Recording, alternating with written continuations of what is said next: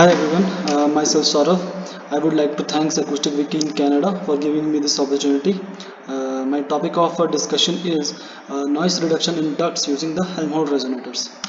So, ducts are one of the most important part of the modern day buildings and are used to supply the fresh airs within the buildings.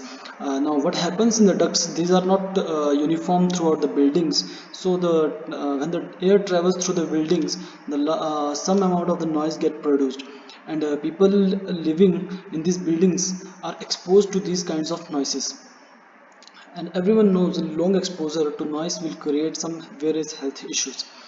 So we try to address this issue through a Helmholtz resonator arrangement and analyze the arrangement theoretically as well as numerically.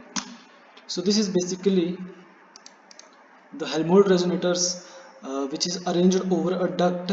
So you can see the air sound going from this side and coming out from this side. This is basic resonance frequency equation for the Helmholtz resonators, and this formula is used to calculate the transmission loss in the numerical model.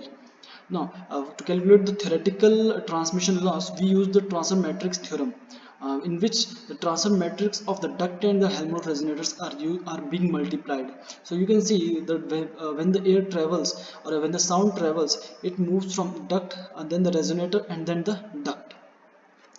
So this is how the Helmholtz resonator equations are used. These are the equations of the transfer matrix. You can see here the transfer matrix duct, Helmholtz resonator, and the duct completely gives a relationship between inlet and the outlet pressure and velocity.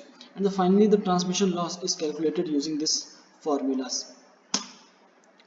This is basic geometry we have designed. So what we have done, we have arranged different sizes of the Helmholtz resonators over this duct, and the distance between these ducts is specified by the Bragg distances, so that the phenomena of the Bragg reflection and the Helmholtz resonance get compiled.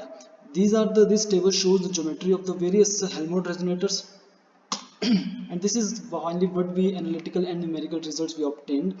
So you can see that large transmission loss can be observed between 150 and 600 hertz, and our natural frequencies are also lies in these two regions. So the large transmission loss, as I specified earlier, is mainly due to the combined effect of Bragg reflection and the and the resonance effect or Helmholtz resonance effect.